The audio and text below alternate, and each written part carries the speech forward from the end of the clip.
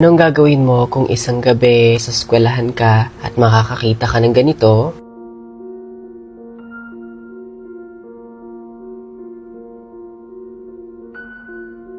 Kakayanin mo pa ba na pumasok kinabukasan? Itong story na to ay nangyari sa Cebu and ang pangalan ng nag-send sa atin today is si Maine. And before tayo pumunta sa actual story, quick background lang about the school. Pinaniniwalaan ng mga tao na yung entity na nakuhanan na yan is talagang nakatira na sa school na yon. And the reason why nagpaparamdam siya is doon siya namatay. Years ago, merong tatlong magbe-best friends sa eskwelahan nila and yung isang girl doon is hindi aware na hindi siya genuinely gusto nung dalawa niya pang kaibigan. Yung kumakalat na rumor sa kanila is yung girl na nabubully or hindi pala genuinely gusto ng mga friends niya is ikinulong ng dalawa niyang kaibigan sa isang cabinet sa library. As per the rumors, nung kinulong ng pabiro yung girl, nagkaroon siya ng panic attack habang yung dalawang girl is nasa labas ng cabinet. Then suddenly, siya ay inatake sa puso. Siya ay namatay and nung nag-stop ng sumigaw yung girl, when they opened the cabinet,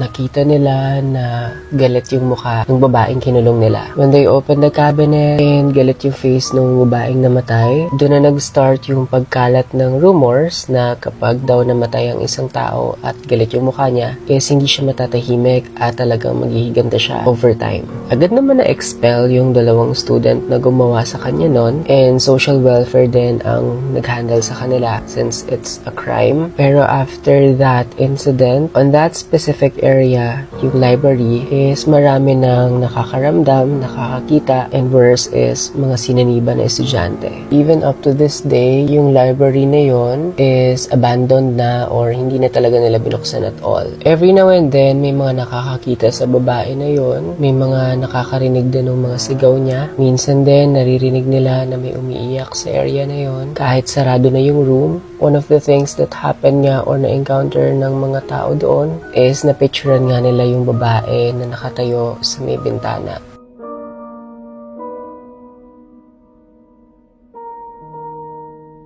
So imagine dahil sa hate nung dalawang kaibigan niya, kaya niya sinapit yung incident na yon. And just try to imagine kung gaano kagalit yung babae dahil sa sinapit niya. Hanggang ngayon, yung mga nag-aaral doon is really terrified na dumaan sa library na yon. And as per the sender, sabi niya na even yung mga students doon is alam daw itong story na to. Even up to this day, hindi pa rin natatahimik yung kaluluwa ng babae. And I feel like dahil siguro katulad ng iba pang entities na hindi matahimik dahil sa pagpaslang sa kanila, I think matatagalan yung talagang pagtawid niya sa kabilang buhay. Pero kung kayo yung nag-aaral sa school na yon, kakayanin niyo pa din ba mag-aral doon? Or you would just consider looking for another option? By the way, here is my final look. It's very simple. I just have to get few things sa grocery and I have to leave. It's it for a video. Kung meron din kayo mga horror stories na katulad ng kay Maine, you can message me on Instagram, you can share stories with me there, and I would happily share it here if you'd approve. Thank you so much for watching, and for more videos like this, please like, comment, and follow for more.